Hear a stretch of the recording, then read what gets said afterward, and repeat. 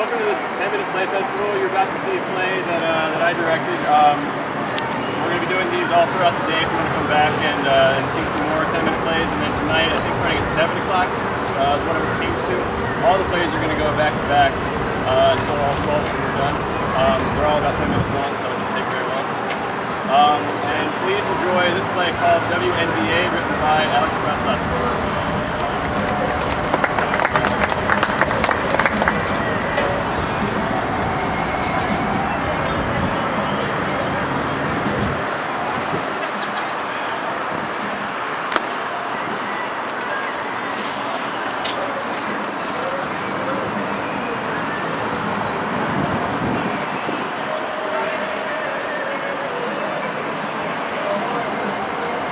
All right, gentlemen, I'm thinking we go with a solid center for the first round draft. Now, Lisa Leslie is the obvious choice, but I think we all remember her fallout during the second half of last year after she sprained her ankle. I think instead we should go with Yolanda Griffith of the Seattle Storm. Now, granted, she doesn't have the rebound numbers of Elisa Leslie, but she's got a solid defense and a great free throw. I think she would make a cheap, perfect sleeper pick for the team. And as I'm sure you're both aware, Yolanda Griffith is a beautiful, beautiful woman. Henry, yes. Okay. I like what you're saying, Brian, but here's what I'm thinking. If we go for a powerful center like Yolanda Griffith in the first round. Miss Griffith. Yeah, Miss Griffith. If we go with Miss Griffith in the first round, we're going to have a very hard chance of getting a veteran point guard like say, Betty Lennox in the second round. Now, she's got a game point average of 12.9 points per game, plus she's got excellent ball skills. Henry, listen. I've analyzed this 1,000 times in my head, so I appreciate your concern, but I think even if we're fortunate enough to get a hold of Yolanda Griffith for the first round draft, and Betty Lennox is unavailable at that point, we still have a plethora of options. I mean, LaTangela Atkinson, Kathy Poindexter, Tamika Dixon, and Coco Miller, any one of those ladies would make a fine addition to our roster. I think after the second round, we'll end up with a feisty point guard. So thank you for your concern. Doug, why don't you tell us who you think we should go for the third round? Doug. Dougie boy. Doug! Huh? It's time for you to tell us who you think we should pick for our third round draft. Shamik Holtzclaw. Shamik Holtzclaw? Doug, she led the league in turnovers last year. You can't be serious. No. That was Shamik Holtzclaw. Hold on. I meant, Val Berezhiska. Val Berezhiska? Doug, she's played one game. She's a rookie. What's gotten into you? Doug, what's wrong, buddy? Nothing, man. It'll be fine. Come on, man. I've known you for like 11 years. I can tell when something's going on. Brian, I don't know what to do. Our life sucks. Henry, we're gonna take a break from the draft for a minute. Why don't you give us a couple moments? Oh, okay. Damn it! Sure. Oh, I knew I should have anchored that. Okay. Sure. So just give us a minute or two. Sure.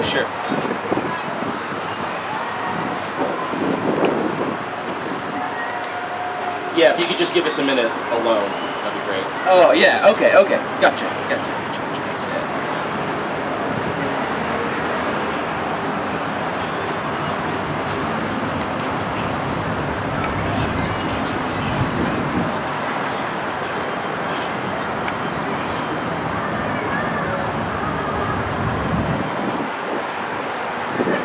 So what's wrong? Me and Lindsay broke up. Oh, Doug, that's terrible. Man, she was the one, the one. I mean, she knew how to cook corned beef. Well, a good corned beef does not necessarily equal true love, my friend. But it was such incredible corned beef. I guess you're right, though. I mean, it's just that everything was going so great. I mean, I had a whole future planned out. We'd have a nice small wedding just for close friends and family, and I would suggest that we save money by inviting everyone via Facebook too. It's the way to go. Now, after a few days, we'd move into a nice peach-colored house in a small gated community. Keeps the bad people out. And we'd be unable to have any kids, because of my low sperm count, so we'd have to adopt. Reproduction is so 20th century. Now, she'd want to adopt out of the country, but I would insist that we adopt a pure American child. A little bit racist. Now, my boy and I would play ball in the backyard every Saturday, and then when he was old enough, I'd stumble through the old birds and the bees thing and use like a salt shaker and a soft shell taco to demonstrate. Traumatizing for life. Thing is, I had our whole future set. I mean, I could really see myself spending the rest of my life with this woman. The three of us would live happily ever after, and now she's gone. Brian, what am I gonna do without her? Doug, I'm going to tell you a little story that might shed some clarity on this whole situation.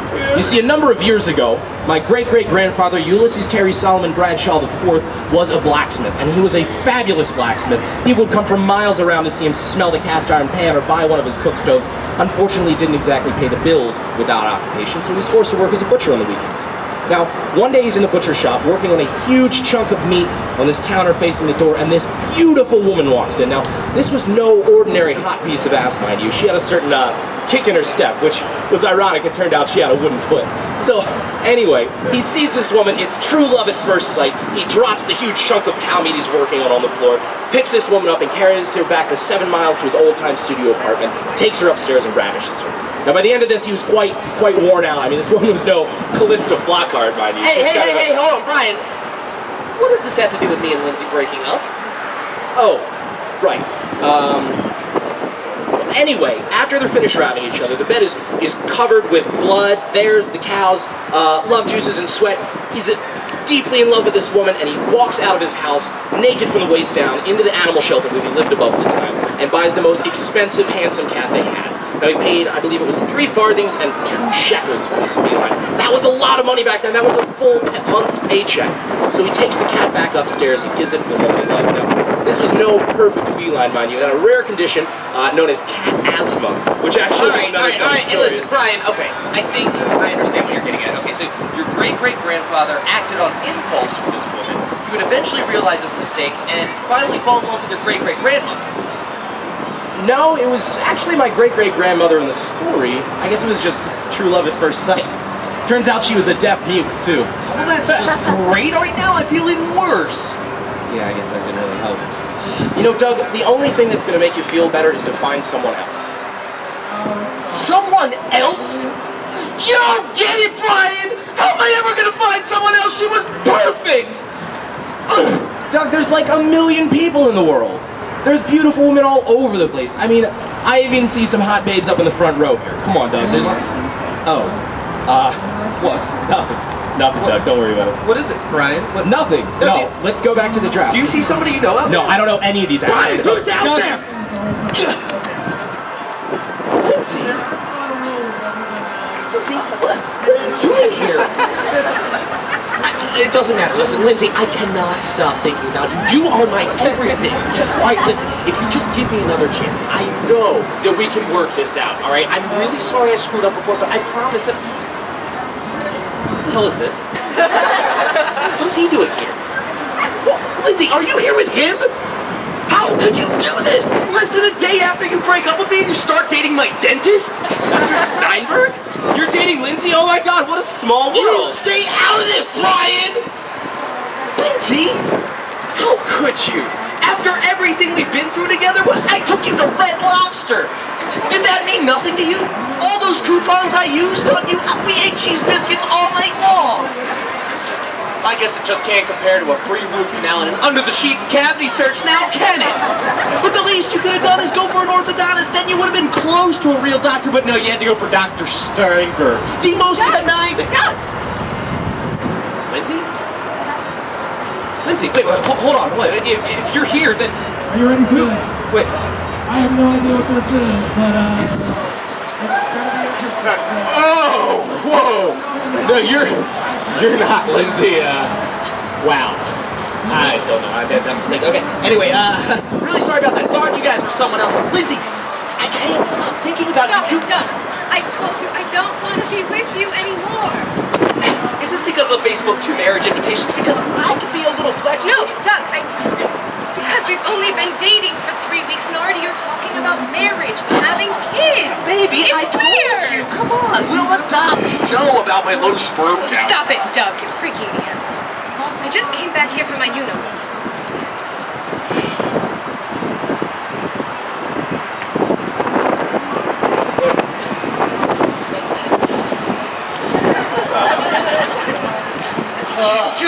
disgusting! I'm out of here. What? Where are you going? Well, if you must know, Yeah. I'm going on a romantic cruise for the next few days. Romantic cruise? What? You're not seeing Dr. Steinberg, are you? No, Doug, I'm not. In fact, I've been doing a lot of soul searching the last 24 hours, and I think I finally figured out what my problem was. It turns out I'm not really attracted to men. Oh, lover! Come here, baby doll. Hello, my sweetness. Oh my God! You're Yolanda Griffith! You're like my favorite W.N.B.A player of all time. I have all your posters on my bedroom wall. I sent you like a boatload of letters. This is Yolanda Griffith! Yes, Brian, I know. How do you know that? Yes, honey, this is the guy I was telling you about, the one who broke into my locker room last week. You remember my name! Yeah, whatever. Anyways, I came here to get my you-know-what back. Oh.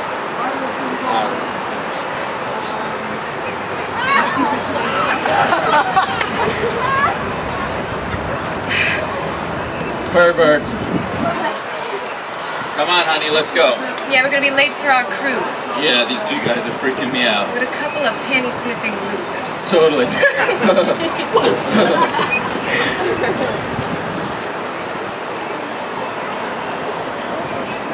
He had a shot at it for one time. Back when before wrestling had. What the hell just happened?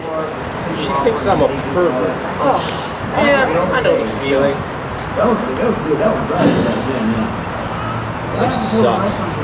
You said it.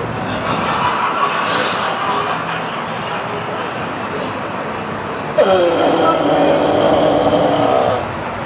Glasgow was a wrestler and he had one shot. That was awful, man. Oh my god. Oh my god, you guys. You guys are gonna kill me. I just bumped into Yolanda Griffith. Yeah, we know. What do you mean you know? Well, she was just here. She's dating Lindsay now. No, you don't understand. When I was walking up here, I got so excited to see her that I accidentally bumped her down the stairs. What? You bumped her down the stairs? You were excited? That doesn't make sense. Guys, I think she's really hurt. Like, we gotta go to her. Go, go. Wait! Before you do that, there's something I have to do. For the first pick in the 2008 W.N.B.A draft, we pick Lisa Leslie! Hooray! We love the W.N.B.A!